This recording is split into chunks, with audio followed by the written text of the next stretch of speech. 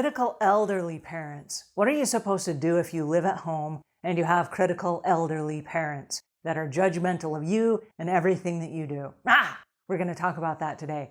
Hi there, I'm Angela Brown, and this is Ask a House Cleaner. This is a show where you get to ask a house cleaning question, and I get to help you find an answer. Now, if you have a question, you can go over to askahouseCleaner.com, and there's a little blue button right there in the corner. You click on the button, a little microphone appears, you just start talking, and it sends your message to me here at the show. You can also email me at angela@askahouseCleaner.com, and I will get your email as well. So either way, we would love to hear from you so we can answer your questions here on the show. All right, so today is a show that came from somebody that wrote in via email, and I want to read that email because I don't want to miss any of the beats. So here we have.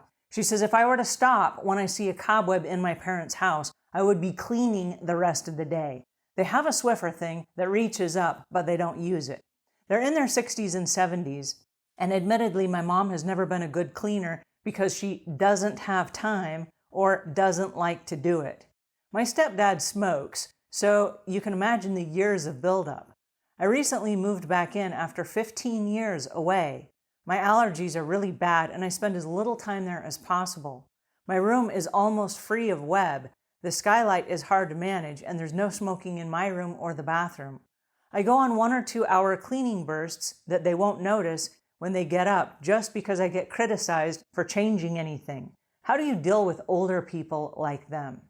All right, so this is a question technically about cleaning, but the answer is not about cleaning per se.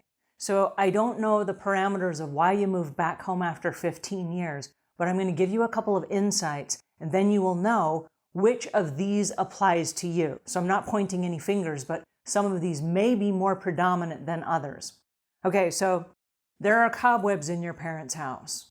And so that would suggest that maybe it has not been maintained as well as perhaps it could have been. Now, no judgments to whoever lives there, but they're comfortable in this space. This is their home. This is their safe place. Then after 15 years, you moved back in, and I don't know why. But if you moved back in and you would like to clean, they would probably be very grateful for your help. But you said here that they're being very critical of your help. So I don't know how you're approaching it, but what I might recommend is if you want to clean, which is lovely of you if you do, because there are a lot of seniors as they get into the 60s and 70s and 80s, they're not able to clean like they did in their 20s. Moving around is harder for them. Using the Swiffer thing to get up and get cobwebs is not their priority. It's hard on their backs, their balance is off a little bit, and they may teeter over. So maybe they want to do it, but maybe they are uncomfortable doing it. Also, things like cleaning showers and bathtubs and mopping floors, it's difficult for seniors. And so what you may do now that you're living back there at home is do a walkthrough. And I know you are the daughter, and so you're not a professional house cleaner. But if you do a walkthrough with them, this number one lets them know what the boundaries are of your cleaning. Instead of you criticizing me for cleaning in exchange for me living here, and I'm unclear whether you're paying rent or you're living there in exchange of cleaning houses or, helping out or whatever, or maybe you moved back in to care for them because they need your help. I don't know. But what you may do is do a walkthrough with them and just say, hey, listen, I'm going to be cleaning the house once a week in exchange for my living here. And so if you will walk me through, show me the things that are important to you so that I don't step on your toes. And I know you lived there at one point, but you've been gone for 15 years. Lots happened and lots changed in 15 years. So now you have an opportunity to go through the house with them and be sensitive to the things that are hopeful. Here's what I mean.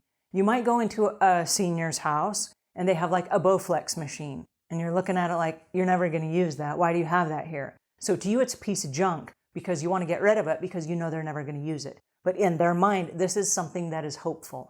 They bought this machine because of an ad that they saw on television where there were youthful, healthy-looking people using this machine. Therefore, if they buy the machine, it brings them hope like maybe one day they'll use it and they will be youthful and healthy again, which is probably, you're right, they will never use it again, but it is there, it has taken up space, it needs to be cleaned, okay? So you can't wish that out of their life because that represents some hope to them. So now you have to do a walkthrough from beginning to end through the whole house, find out what things are super important to them, find out what things they want you to clean and how they want you to clean it. because what is probably happening, and it's hard to say because like I said, there are a lot of parameters here that I don't know, but what's probably happening is they got settled into a lifestyle, the two of them. And I'm unclear whether your stepdad was there when you lived there or whether he came along after you moved away. I don't know. But it's possible that the two of them got into a little routine of their own. That is their comfort zone. And after you've been empty nested for 15 years, to have somebody move back in on top of you, and then to start finding things like cobwebs and dust and cleaning up and whatever, it kind of ruffles everything up a little bit. And there may be some inferiority going on. Or maybe they feel like, oh, she came back and doesn't feel like the house is good enough for her. Therefore, she's going to clean it and tidy it up.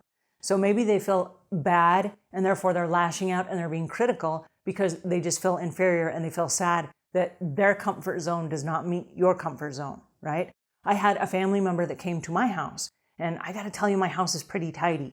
But every time they came over for dinner, they would nitpick and they would try to find fault with things in my house, to the point where they weren't welcome in my home anymore, and I stopped inviting them over. It was just more of a hassle to have them come over after I've spent 40, 60 hours working all week. To have someone come over and nitpick my house was just, I didn't want that to happen, so I just stopped inviting them. So if they see you as a threat, or if they see you as, making them feel like their house is not good enough, I can see why they would be critical. And so if you are there, and if you are there to help, you have to set boundaries for, here's why I'm here. I am here to help you. This is the way I'm going to help you. These things you still get to do on your own because you're independent and you can do these on your own. These things I will be helping you with. So let's set the parameters of what those things are so that I don't step on your toes. Now, having said that, I will tell you, I don't know why it's an act of God, but as seniors get older, they get kind of grumpy. And the nicest people in the world will turn mean and nasty on you for no good reason. I've had some lovely, amazing customers and relatives and grandparents that over the years are just the most amazing people in the world. And as they get older, they get a little bit snippy and they're losing their independence and they can't do things they used to do. And as their independence slips away, they strike out and they try to fight for that because they're trying to hold on to the essence of their youth and they don't want to be a burden to anyone. And so if now you're back and you're willing to help, maybe they feel like they're a burden and that's why they've become critical. So I love the fact that you're willing to help your parents. And I love the fact that you see things that need to be cleaned.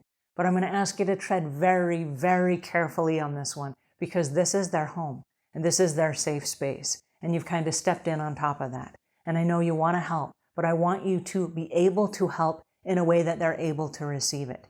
And that's going to require honesty on everybody's part.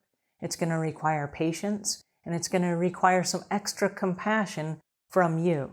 Because as they get older, they're going to get more grumpy and snippy and what have you. And that is to be expected. And so I'm sorry that you're in this situation. I love the fact that you're able to go home after 15 years. I don't know what the reasons are, but it's great that you guys get to reconnect. So I'm wishing the best for all of you. And I hope that you'll keep me posted on how this goes for you. I want to hear the end.